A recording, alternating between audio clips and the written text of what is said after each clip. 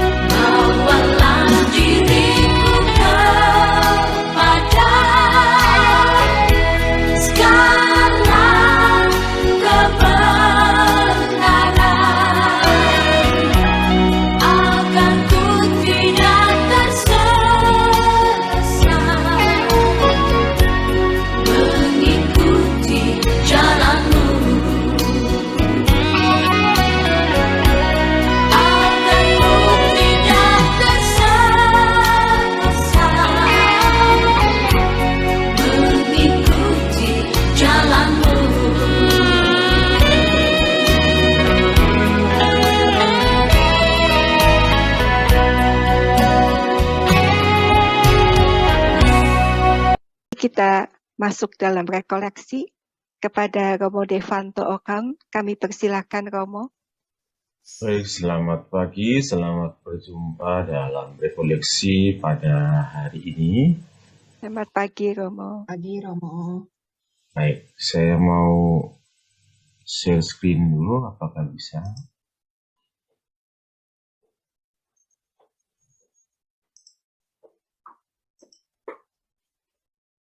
Apakah sudah kelihatan? Kelihatan Romo. Oke. Baik, hari ini kita melaksanakan rekoleksi untuk merenungkan tema yang bagus sekali, tema yang sungguh-sungguh mengajak kita untuk benar-benar refleksi dari pengalaman hidup. Tentu sudah banyak kita lakukan. Namun sebelum ini kita lanjutkan, saya ingin mengajak kita, mari kita bersenyum ria dulu supaya tidak terlalu terbebani dengan segala macam yang lain. Karena dengan senyum itu ada sesuatu yang positif, tapi ini senyumnya ini ompong ini ya. Tidak berarti bahwa yang ompong itu tidak berarti, sungguh semua berarti ya. Ya. Malah lucu Romo. Nah, malah lucu dan membuat orang lain juga, dia tanpa banyak berkata, tetapi ini sudah membuat kita tertawa ya, membuat senyum dan menginspirasi kita karena sesuatu yang tidak mahal, jadi gampang sekali ya, tidak perlu kita ke Shopee Pay atau ke macam-macam ya, tidak perlu ya, tidak mahal ya, juga sulit yang bisa dilakukan, tapi memberi aura positif yang menyenangkan, yang mungkin melegakan juga, meringankan sedikit beban yang paling tidak membuat kita senam wajah. Baik, selain itu juga ternyata Santa Teresia juga mengatakan senyum itu membawa sebuah perdamaian. Luar biasa, itu berarti pengalaman yang sangat menggembirakan ya. Dunia bahkan senyum itu membuat sebuah perdamaian, itu berarti sesuatu yang dahsyat terjadi. Nah, itu yang penting, hanya mengajak kita. Senyum juga adalah titik awal sebuah pelayanan. Karena kalau sebelum melayani orang sudah cemberut, yang dilayani juga takut ya. Wah, ini mau bawa apa sukacita apa duka cita atau iya Romo. Maka senyum adalah titik awal pelayanan kita juga. Oleh karena itu dalam senyum atau melayani Tuhan atau melayani sesama dengan senyuman itu orang merasa diterima. Setelah orang merasa diterima, hasil akhir sukacita. Nah ini penting sekali. Bagaimana dalam hal ini ternyata sesuatu yang kecil tapi berarti, dan itu membuat orang lain sungguh merasa bermartabat dan juga merasa hikmat itu ada di dalam dirinya. Jadi kita tidak bisa mulai mencari hikmat yang itu, orang yang mengalami hikmat itu kan tidak mungkin kita akan mendeteksi, tetapi itu yang ia alami. Maka pada kesempatan ini mari kita merenungkan bersama tema yang mengajak kita ini sebenarnya merefleksikan kembali perjalanan kita dalam organisasi WKRI ini. Apakah memang kita melalui selama ini seperti ini? Kalau memang seperti ini ya berarti luar biasa. Kalau belum, masih jauh, mari kita berjuang bersama, kita berjalan bersama untuk totalitas melayani dengan giat, bermartabat dan berhikmat ini, karena ini sesuatu yang tidak sekali jadi, tetapi terus berjalan seiring nafas kita, seiring Tuhan memberikan kepercayaan itu kepada kita, dan juga seiring dengan janji setia kita sebagai pengikut Kristus dalam melayani Tuhan dan juga sesama. Maka perlu juga menjadi pengingat atau dasar bahwa totalitas melayani itu butuh sebuah komitmen. Ini memang penting sekali. Walaupun itu kecil, walaupun itu mungkin kita hanya mau melayani mengupas bawang, tapi kalau orang yang tidak bisa tahan, matanya berair, itu juga repot ya. Bagaimana dia mau komit sementara kupas sekali matanya bercucuran air mata kan? Bawang itu padahal mengupas bawang loh, itu bukan membuat hal yang apalagi hal yang lain. Nah ini komitmen itu perlu sekali, baik itu dalam dipercayakan entah itu di organisasi atau di keluarga atau di lingkungan atau di apapun, perlu dulu itu karena ini akan membuat kunci dalam arah gerak apa yang akan kita lakukan. Nah, kalau orang sudah tidak komit itu repot. Nanti bagaimana orang bisa merasakan atau melihat itu sebuah pelayanan ini sungguh bermartabat atau memberikan hikmat bagi dirinya atau orang lain, ada apa tidak. Maka poin pertama ini kita melihat ini dulu, harus kita miliki. Dan juga penyerahan diri, ini penting, kita harus menyerahkan diri dulu, entah itu bukan harus kepada Tuhan, tapi diri ini harus lepas bebas dari yang sudah kita komit di atas. Entah itu. Nah kalau memang tidak bisa tahan dalam mengupas bawang dan air mata bercucuran terus daripada dia matanya nanti malah ke dokter kan, wah repot. Nah ini. Jadi perlu penyerahan diri di sini. Kelihatannya sepele mengupas bawang, tapi itu butuh sebuah kekuatan yang memang total. Nah, ini 2 poin ini menjadi kunci penting untuk kita bergerak. Nah, pertanyaan selanjutnya, kita mau melayani siapa? Pasti kita akan setuju melayani Tuhan. Dalam melayani Tuhan, area kita adalah dunia, adalah sesama, tempat atau organisasi kita, atau lingkungan, atau keluarga, atau siapapun. Tuhan ada di mana-mana.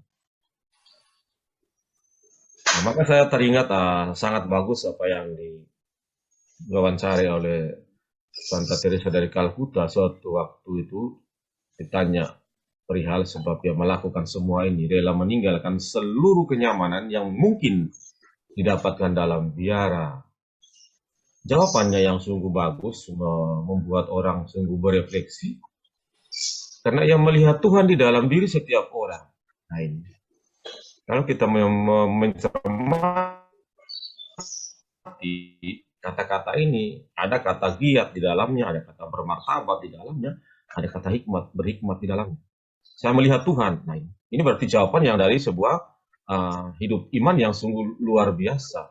Jangan melihat bahwa dia biarawan atau biarawati, tapi bagaimana komit dan penyerahan diri itu yang penting. Dan itu kita semua bisa lakukan. Ketika saya membersihkan luka dari orang yang menderita lepra, saya merasa sedang merawat Tuhan itu sendiri. Ini suatu pengalaman yang istimewa. Maka berbicara soal pelayanan seperti ini, orang di mana orang tersebut sudah mengalami pengalaman akan Allah, tentang Allah melayani atau mendapat rahmat kasih karunia dari Allah, atau dia sendiri, pribadi sendiri yang sudah menerima itu. Tapi jangan mengatakan kalau saya belum lah, saya tidak usah melayani. Selama kita berjalan di dunia ini, waktu kesempatan apapun selalu pasti bisa. Tidak harus menjadi seperti Santa Teresa. Mari kita menyimak kalimat-kalimat ini yang menjadi patokan saya dalam mengarahkan kita untuk merenungkan, melayani secara dengan giat, bermartabat dan berhikmat. Saya melihat Tuhan di dalam diri setiap orang. Artinya bahwa Santa Teresa ini melakukan itu, motivasinya, panggilan yang ia jawab untuk melayani Tuhan, ia tunjukkan benar-benar. Bukan hanya sekedar teori, tetapi ia ingin turun, dan area yang ia sasar yaitu dunia atau sesama, yang sungguh-sungguh memberikan sebuah tantangan dan perjuangan serta kerja keras yang benar-benar harus berdiri kokoh teguh kuat. Nah ini sebuah pengalaman yang ia katakan kepada wartawan yang ditanya. Bahkan ia mengatakan juga bukan soal penghargaan hadiah Nobel, tetapi bagaimana saya menghidupi sebuah penghargaan itu dalam hidup saya dengan melayani. Maka baginya Tuhan ada di setiap pelayanan, setiap sentuhan kemanusiaan. Tuhan ada di setiap insan manusia dan dapat dirasakan dalam kasih sayang sejati. Nah, lewat senyuman tadi, itu kita bukan mewartakan diri kita, tetapi sebagai orang beriman, kita mewartakan Kristus. Maka disitulah mengapa membuat orang kadang tersentuh, atau mungkin orang yang mungkin tidak sama iman, tetapi karena yang kita wartakan dengan senyum yang tulus, dengan sentuhan kemanusiaan, dengan sentuhan ibu-ibu BKRI, sungguh membuat orang menjadi tergugah. Kadang mungkin kita dalam kelompok sendiri mungkin karena kita saling tahu sama tahu, nah maka akan ada keengganan. Tetapi ketika kita berani keluar dan memberikan itu, kemanusiaan menjadi prioritas, maka kita melihat ada harkat dan martabat seseorang harus kita pelihara dan jaga. Dengan sebuah sentuhan, mungkin sentuhan senyum dan juga sentuhan yang lain. Yang membawa makna positif tentunya. Nah, karena kita seperti Santa Teresa pun dia tidak hanya membantu orang keluarganya atau seimannya, semua orang ia bantu. Nah, ini penting bahwa dia melihat Tuhan di dalam setiap karya kasih atau karya nyata yang ia lakukan. Maka saya kira tidak lain dan tidak bukan dasar pelayanan Santa Teresa Calcutta ini memang cinta di atas segalanya. Ini yang mendasari dia karena ya yang ia lakukan juga ia berpijak pada model utama Yesus Kristus sendiri. Karena kasih Allah yang begitu besar, yang mengutus putranya untuk menyelamatkan dunia, supaya semua orang memperoleh kasih karunia itu, dan setelah memperoleh kasih karunia itu, salah satunya Santa Teresa sudah melaksanakan juga dari beribu-ribu juta dan miliar orang yang melaksanakan ini. Maka perlu sekali juga dasar bibis yang menjadi poin penting di dalam pelayanan Santa Teresa dan kita. Saya kira ini yang menjadi kekuatan kita karena pijakan kita tidak mungkin lepas dari kitab suci. Dilayani, bukan untuk dilayani, melainkan untuk melayani dan untuk memberikan nyawanya bagi tebusan bagi banyak orang. Nah, ini dasar yang perlu menjadi juga kekuatan kita untuk pijakan kita, sehingga ini menjadi sesuatu senjata. Senjata bukan untuk membunuh, tapi untuk menyelamatkan, untuk membuat orang menjadi pribadi yang sesuai dengan citra Allah, atau iman yang ia miliki. Selain itu juga dasar yang perlu menjadi poin penting untuk permenungan kita dalam karya kita di WKRI, 1 Petrus 4:10, layani seorang akan yang lain sesuai dengan karunia yang telah diperoleh tiap-tiap orang sebagai pengurus yang baik dari kasih karunia Allah tadi. Yang saya bilang tadi, kasih karunia Allah itu yang kita terima, kita harus teruskan itu, jangan disetok pada kasih karunia di depan pintu saya saja. Sehingga Petrus ini, surat pertama Rasul Petrus ini menegaskan apa yang menjadi keinginan atau kehendak Yesus sendiri. Sesuai dengan karunia yang telah kita peroleh. Nah, ini penting. Kita semua telah memperoleh karunia itu, tergantung setiap orang itu menyadari karunia itu ataukah membiarkan, ataukah melepaskan dan hilang. Nah, ini sangat penting, maka butuh sebuah permenungan serta discernment yang tenang, yang pasti, untuk tidak sampai kita tidak meneruskan kasih karunia yang telah kita terima. Maka bagi Santa Teresa dari Calcutta itu, dia mungkin ini refleksi saya yang saya melihat dari pribadinya, mungkin Kisah Para Rasul 26, 16, 19 ini yang benar-benar juga menjadi suatu inspirasi dalam hidupnya. Nah, ini refleksi saya tentang pengalaman pelayanan yang diberikan Teresa. Menjadi hamba Tuhan bukanlah sekedar menjalani suatu profesi atau suatu cara mencari nafkah, tapi menanggapi dan melaksanakan panggilan ilahi. Maka pelayanan itu juga merupakan sebuah jawaban panggilan akan kehendak Allah, kasih Allah itu tadi. Karena kalau sesuatu dalam melayani, itu memang kalau kita tidak melihat itu sebagai sebuah panggilan ilahi, maka tidak akan menjadi sebuah kekuatan. Teresa melihat itu, maka ia melihat Tuhan di balik itu. Dan ia menjawab dengan apa? Ya berbagi apa yang dia punya, walaupun ia tidak punya apa-apa. Nah itu yang indahnya, yang kalau kita melihat, kadang banyak orang berpikir nanti saya punya dulu, baru saya bagi. Secara manusiawi memang matematika, Secara matematis ya memang demikian, tetapi secara iman tidak. Nah itu kita belajar dari Santa Teresa. Yesus sendiri pun ketika orang murid-muridnya sibuk, mereka suruh pulang saja, ngapain kita harus melayani mereka? Sudah cukup kita mengajar mereka, tetapi belum cukup bagi Yesus. Kamu harus memberi mereka makan. Nah, disitulah kerja giat dan kerja keras dari para murid mencari sekerumunan orang itu ke sana kemari, akhirnya terjawab. Artinya kalau Yesus mau, gampang saja, tapi Yesus menghendaki mereka supaya giat mencari, melayani sehabis-habisnya. Dan benar mereka juga mencari.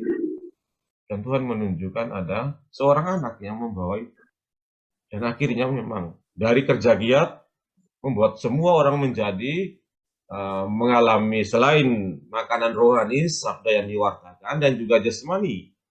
Membuat orang sungguh menjadi pribadi yang benar-benar dikasihi Allah dan menjadi bermartabat, dan hikmat yang mereka peroleh apa? Menjadi baik dan menjadi orang yang senantiasa juga diharapkan menjadi pribadi yang juga mampu mewartakan apa yang diwartakan Kristus dan para murid saat.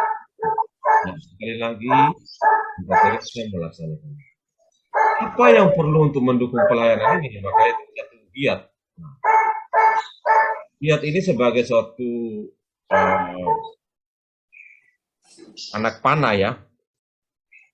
Karena kalau tidak diberi dengan anak panah ini, mungkin dia tidak akan mencapai sasaran. Tertulis di program boleh, tetapi belum ada atau semangat giat atau satu dua orang yang mulai mengompori, maksudnya mengompori itu dalam hal yang baik, menggerakkan. Nah itu pasti ada pribadi-pribadi kita ini banyak talenta tadi kan, pasti. Semua itu paham, tetapi perlu ada pribadi yang benar-benar giat. Nah, dari pribadi ini akan memanaskan yang lain, memberi bidikan-bidikan, sehingga ini membuat orang menjadi giat itu bukan pada satu pribadi, tetapi menjadi bersama. Nah, kalau pelayanan itu dilaksanakan dengan semangat giat bersama, itu menjadi lain. Kalau itu kita layani sendiri. Nah, apalagi kita dalam organisasi selalu berpijak pada visi misi, program kegiatan, dan itu pasti ketika kita melaksanakan bukan karena hanya mau melaksanakan program, tetapi memang ini demi sebuah pelayanan yang lebih dari itu. Nah, sehingga itu menjadi sebuah pelayanan yang sungguh bermartabat dan berhikmat. Nah, maka 1 Korintus 15:58 ini penting sekali untuk menjadi pijakan kita dalam giat, bermartabat, dan berhikmat. Saudara-saudaraku yang kekasih, berdirilah teguh, jangan goyah, dan giatlah selalu dalam pekerjaan Tuhan, macam-macam, termasuk pelayanan. Termasuk juga dalam pekerjaan-pekerjaan. Nah, ibu-ibu, baik di WKRI, macam-macam yang kita lakoni, kita jalani, nah itu adalah pekerjaan Tuhan. Karena kita bekerja, kita mensyukuri apa semua yang dari Tuhan berikan. Nah, itulah letak refleksi. Maka setiap pekerjaan itu kalau direfleksikan dari kacamata iman, maka itu menjadi sebuah pekerjaan Tuhan. Karena apa? Karena kita melakukan itu dengan menjawab panggilan Tuhan yang terus bekerja untuk siapa saja. Dan kita ini adalah penerusnya. Sebab kamu tahu bahwa dalam persekutuan dengan Tuhan jeripayamu tidak sia-sia. Nah ini. Kalau kita melihat secara manusia, saya capek ya, memang capek. Ngapain saya berkutat gontok-gontokan, nggak peroleh, nggak dapat apa-apa. Tapi bukan itu yang penting, tapi kita melihat itu karena ilahi dan karena melihat Tuhan di balik itu. Teresa, jangan mengira dia capek juga. Bahkan dia harus menderita sakit juga seperti orang yang dia layani. Tapi bagi dia apa yang dia lakukan itu bukan hal yang sia-sia. Sama. Sekali lagi kita tidak boleh melihat dia seorang biarawan. Tapi dia seorang pengikut Kristus. Sama dengan kita. Nah itu mengapa saya garis bawah ini, supaya kita menjadikan ini sebuah spirit di dalam melaksanakan hal kecil atau hal besar. Mengapa kita harus giat dalam melayani Tuhan? Penting. Karena pelayanan yang giat itu membuat hidup kita berarti. Nah, itu karena kita kerja sungguh-sungguh. supaya hasilnya juga efektif dan memberikan sukacita bukan hanya pada saya, tapi untuk kelompok, organisasi, lingkungan, gereja, keuskupan, dan banyak. Dan kalau orang lain itu merasakan bagus dan baik, dan itu berarti bagi saya pribadi, kelompok, golongan, atau organisasi apapun. Maka giat itu perlu karena menjadi juga tolak ukur, bukan tolak ukur ya, menjadi kita melihat itu sebagai sebuah yang berarti. Karena kalau kita malas-malasan, malah asal setengah-setengah itu tidak akan menjadi sebuah yang berarti. Awal kalau kita ingat ya bagaimana kita harus sekarang dengan dengungan atau pemandangan Paus Yohanes lingkungan hidup itu membosankan memang, harus buat ini buat itu, tetapi itu ditekuni dan juga dengan giat dan berarti karena memikirkan untuk bumi ini, rahim ini menjadi bagus, maka pasti akan dilakukan. Tetapi hanyalah biar saja palingan. Nah ini, maka tidak berarti. Kedua, mengapa perlu giat? Pelayanan yang giat adalah wujud ucapan syukur. Nah, di mana letak ucapan syukurnya? Satu, kalau kita belajar dari Yesus itu dia tidak pernah berkata tidak mau, bahkan ketika para murid melihat kita sudah di sinilah sudah cukup, tidak usah kemana-mana, dia mengatakan kita masih perlu ke sebelah sana. Apa yang kita laksanakan ini kita jadikan sebuah ucapan syukur di sini sebagai tangga untuk kita melanjutkan karena mereka masih butuh di desa sana. Jangan giat di sini saja, bersyukur di situ saja, tetapi itu adalah daya juang. Giat terus sampai kemanapun, jadi tidak hanya di situ. Menjadi sebuah ucapan syukur itu berlimpah. Nah, ini. Mengapa itu juga perlu pelayanan harus giat? Karena membuat kita menjadi lebih dewasa, bukan berarti kita tidak dewasa. Dewasa di sini artinya dalam iman kita melihat, oh iya ini. Ternyata Tuhan itu mengutus saya untuk melakukan hal-hal ini dan membuat saya menjadi bertanya dan merefleksikan dari segi atau kacamata iman. Yang dulunya saya sentuh saja tidak mau, tapi sekarang saya belajar untuk mau membuat orang lain menjadi sukacita, dan dari situ saya menjadikan pribadi saya semakin tertantang dan semakin dewasa dalam iman untuk melihat bahwa ini adalah karya Allah dan bukan dewasa yang dalam arti kita manusia, tidak. Dan giat itu ternyata juga membuat pelayanan tidak sia-sia itu tadi. Jadi kita benar-benar total dan perlu giat. Nah, karena kita menyadari itu adalah kasih Allah yang Allah berikan kepada kita dalam semangat talenta untuk melayani, dan itu kita menjawab kasih karunia Allah, dan itu akan menjadi berlipat ganda kasih karunia. Nah, maka jangan menganggap giat, wah itu cuma kata slogan belaka, tidak. Nah, ini ketika kita merefleksikan, ini menjadi makna, dan ini bisa juga menjadi beribu-ribu makna lagi. Nah, maka selain dari giat juga itu, saya ingin mengajak kita untuk melihat bahwa dari start giat dengan 5 poin ini akan menjadi aliran menuju kepada bagaimana kita melihat itu sebagai pelayanan yang bermartabat. Ini dulu menjadi poin penting.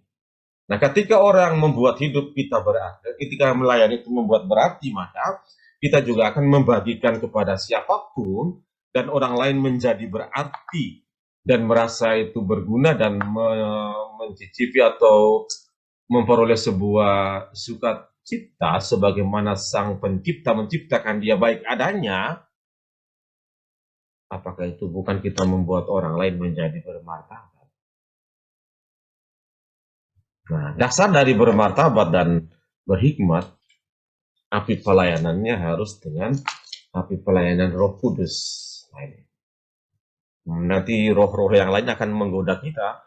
Wah, saya buat ini supaya nanti saya menjadi terkenal. Nah, itu roh-roh yang lain menjadi ini, kelompok saya menjadi hebat, menjadi Nanti saya pasang status, waduh itu bukan api Roh Kudus kalau hanya untuk pelayanan pasang status. Bukan berarti saya melarang tidak boleh-boleh saja. Tapi dalam kaitan dengan pelayanan supaya orang menjadi bermartabat dan berhikmat, harus didasari dengan api pelayanan Roh Kudus, bukan roh-roh yang lain. Sehingga nanti kita melihat orang merasakan bahwa menjadi bermartabat itu dengan apa yang saya bagikan mungkin hanya sekedar masakan biasa, tetapi itu membuat orang lain paling tidak hari itu memperoleh secukup rezeki secukupnya, layaknya dia juga sebagai ciptaan Allah yang mendapat kasih karunia untuk mengisi langkah hidup selanjutnya. Mungkin sampai malam saja. Kita tidak tahu sampai besok dia apa yang ia peroleh. Dan kalau dia mengalami sukacita, apakah itu bukan hikmat Allah yang berkarya di situ? Dasarnya ini.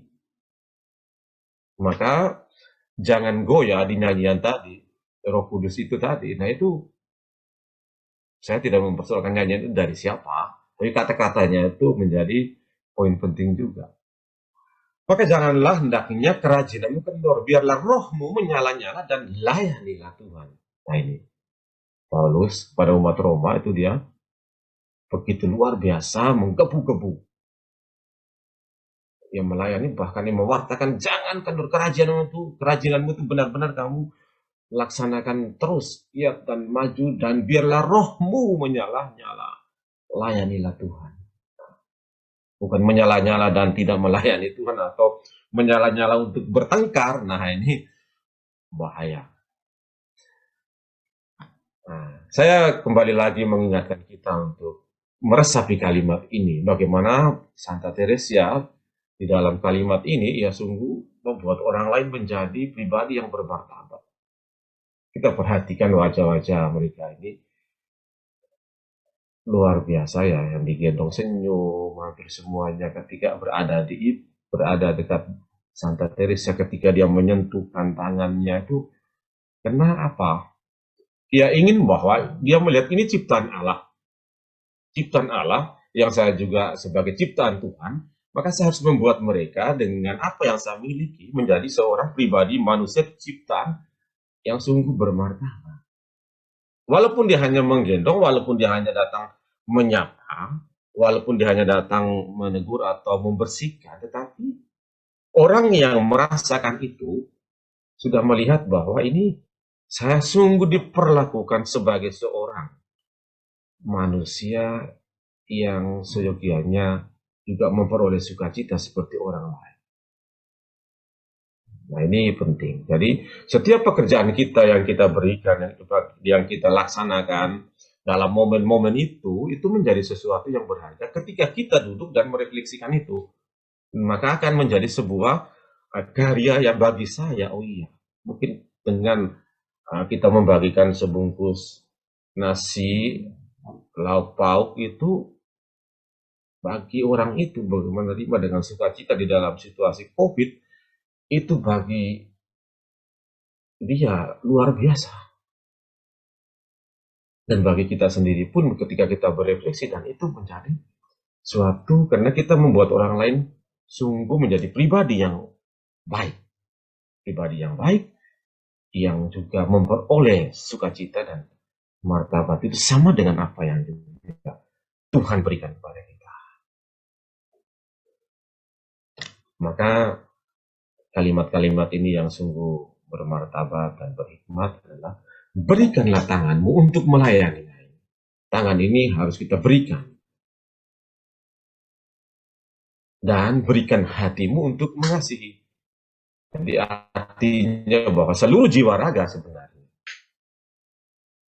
Nah ini yang bagaimana kita mau menghormati, menghargai orang lain, melayani itu ya memang seperti ini, jiwa raga. Martabat yang saya miliki, pribadi yang saya miliki ini saya berikan dengan tangan saya laksanakan, kaki saya berjalan, pikiran saya berpikir untuk mengantisipasi dan bagaimana caranya, dan hati saya menyelimuti atau menyertai semua untuk sentuhan untuk mengasihi. Dan inilah yang diharapkan Tuhan. Untuk apa dalam bahasa ajaran sosial kita bonum komune, kesejahteraan bersama. Dan itu di visinya WKRI tertulis. Maka ketika kalau kita beranjak melihat beberapa contoh di dalam kitab suci, juga sama. Ketika orang kalau mengalami ini, berani untuk seperti Teresa, berarti ya sudah mengalami pengalaman Allah tentang akan hidupnya, maka ia juga tidak ingin apa yang ia peroleh dari Allah itu hanya untuk dirinya. Kalau kita selain dari Teresa, kita belajar juga dari apa yang dikatakan di kitab suci. Ibu mertua Simon Petrus setelah ia disembuhkan oleh Yesus dari sakit demam, apa yang ia lakukan? Ia langsung bangkit. Karena ia mengalami kasih karunia Allah itu. Mungkin sebelumnya tidak. Tapi ketika itu bisa terjadi. Banyak ada yang setelah ini, lalu saya ingin bahkan mungkin mempersembahkan ini untuk gereja, bahkan untuk orang yang kurang mampu, macam-macamnya itu. Karena mengalami kasih Allah. Dan juga perempuan-perempuan yang melayani Yesus, Maria Magdalena, Yohana, melayani setelah mereka disembuhkan. Pengalaman akan Allah ini menggerakkan mereka. Nah, pengalaman akan Allah di kelompok, di WKRI, di komunitas, di apapun itu harus menggerakkan kita untuk kita berbagi pengalaman yang kita terima itu melayani atau apapun.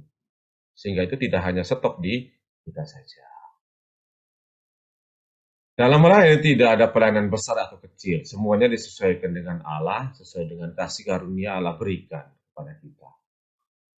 Dan yang terpenting dalam melayani adalah bagaimana kita memberi diri kita untuk melayani Allah.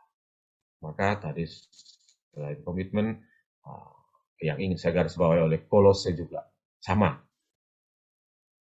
Segenap hati itu menjadi penentu. Dan apa yang Tuhan berikan itu memang kita tidak boleh ada hitung-hitung. Hendaknya setiap orang percaya melakukannya dengan motivasi yang tulus, segenap hati, bukan untuk kehendak saya atau ketenaran saya, tetapi untuk kemuliaan Allah. Maka yang perlu sekali di dalam kita adalah berkorban, itu akan menjadi suatu kekuatan. Tantangan apapun. Dan prioritasnya, kehendak Allah menjadi prioritas. Dan juga selain itu, disiplin dalam melayani. Karena kalau tidak pun kita harus akan repot. Akan sangat kerepotan kita kalau kita tidak disiplin dalam melayani. Tuhan mengatur itu dengan baik. Karena banyak di area ini banyak yang membutuhkan. Tapi kita harus disiplin menentukan dengan baik sesuai dengan karisma talenta kekuatan kita. Jangan semua mau dilayani ternyata berantakan. Nah,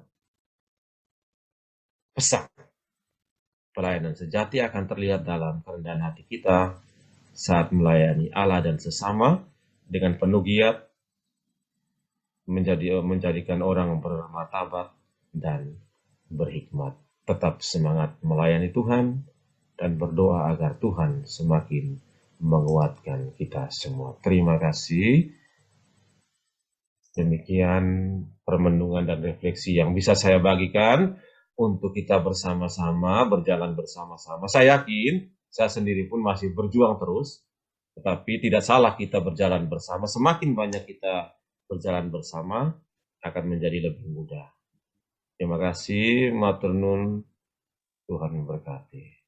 Kalau tidak ada, mungkin kita tutup dengan mohon kepada Romo Dev untuk doa dan berkat ya Romo ya, bagi kami semua. Silakan Romo. Ini bukan berapa banyak yang kita berikan, nah ini ya. Tapi seberapa banyak cinta yang kita masukkan ke dalam sebuah pemberian. Nah itu, Bu. Pertanyaan Ibu tadi ya. Iya. Bukan nanti saya berapa banyak harus punya kemampuan ini, yang saya harus berikan, tapi seberapa banyak cinta yang saya masukkan ke dalam sebuah pemberian, penyerahan atau sebuah tugas perutusan atau apapun. Itu yang ingin saya garis bawah. Jadi itu akan menjadi mungkin awalnya kita protes atau apapun, tetapi kalau yang kita berikan itu berapa banyak cinta yang saya masukkan dalam sebuah pemberian akan menjadi hal yang bagus sekali.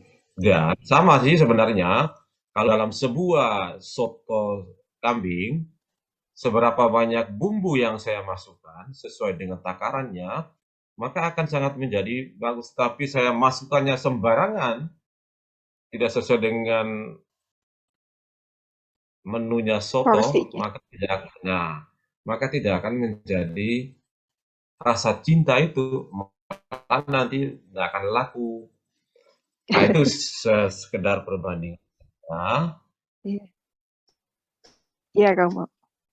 Sehingga ingin saya garis bawahi jadi kekuatan bagi kita apabila kita menyertai dengan sang pelayan sejati.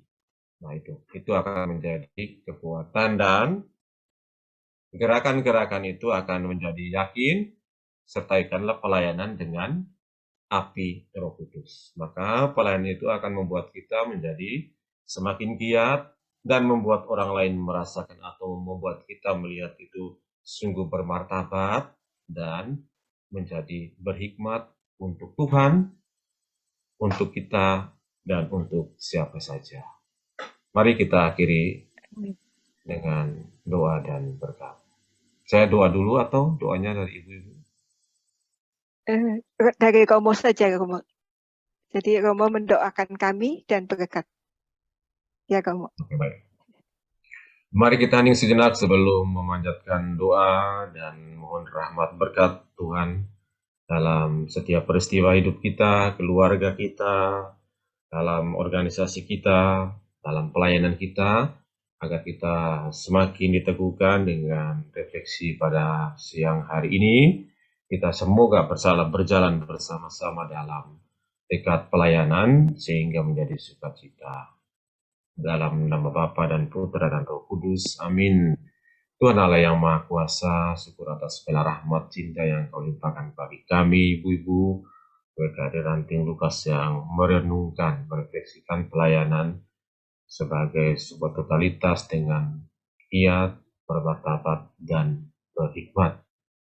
Kami yakin kami masih terus berjuang untuk mengikuti apa yang telah Kau ajarkan untuk menjadi seorang pelayan, seorang hamba yang terus melayani tanpa macam-macam. Tuhan, kami, ibu-ibu memohon berkat-Mu dalam hidup kami, di dalam keluarga, dalam pelayanan kami, di dalam lingkungan, dalam organisasi, dan dalam tugas pelayanan yang lain.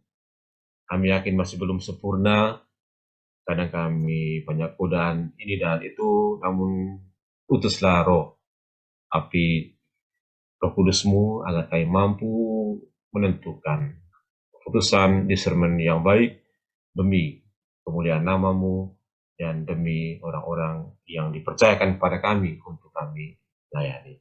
Maka limpahkanlah berkat kesehatan dan dalam keluarga kami Engkau sertai dalam pekerjaan kami, kebersamaan kami, serta seluruh aktivitas kami dan perjalanan kelompok organisasi. Engkau lindungi, Engkau bimbing dan berkati dengan berkat Allah yang Maha Kuasa, Bapa dan Putra dan Roh Kudus. Amin.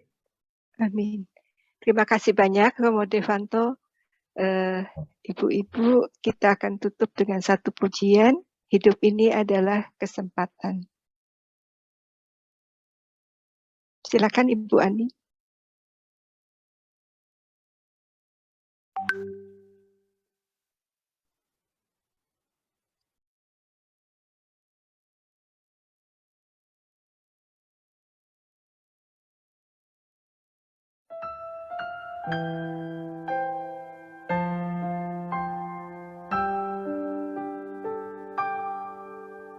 Hidup ini adalah kesempatan. Hidup ini untuk melayani Tuhan. Jangan sia-siakan waktu yang Tuhan beri. hidup ini hanya sementara. Sekuntum bunga di pagi hari, mekar indah harum di padang yang hijau. Demikian Tuhan mendandani rumput, gugur bunga bila panas terik.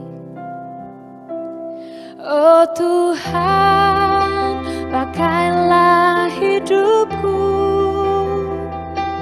selagi aku masih kuat. Bila saatnya nanti ku tak berdaya lagi, hidup ini sudah jadi berkah.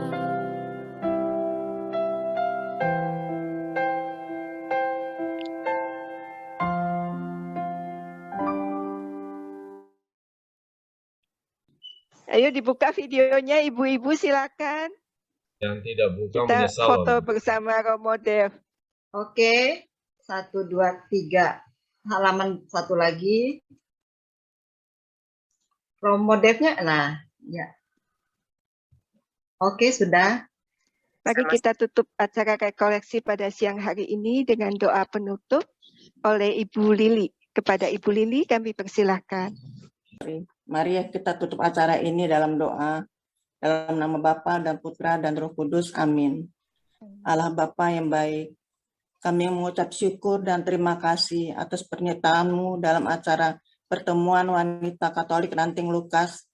Walau melalui Zoom, Kau beri kelancaran dari awal hingga akhir acara. Ya Bapa, berkatilah Romo Devanto dan pelayanannya, berilah kesehatan untuk Romo. Begitu juga kami juga mohon berkati juga kami semua dalam pelayanan kami. Berkati juga Ibu Uti serta jajarannya dan pengurus-pengurus bidang yang lainnya. Berikanlah hikmat kebijaksanaan dalam memimpin wanita Katolik Ranting Lukas agar menjadi semakin baik dan menjadi saluran berkat bagi kita semua.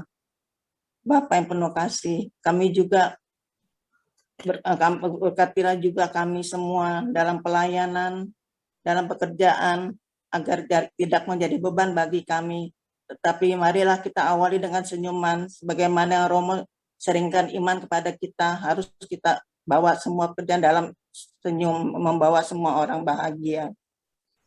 Bapa yang penuh kasih, kami bawa dalam doa yang tidak sempurna ini dengan perantaraan Putra-Mu terkasih Yesus Kristus dalam yang hidup berkuasa bersama Dikau dan Roh Kudus sepanjang segala masa.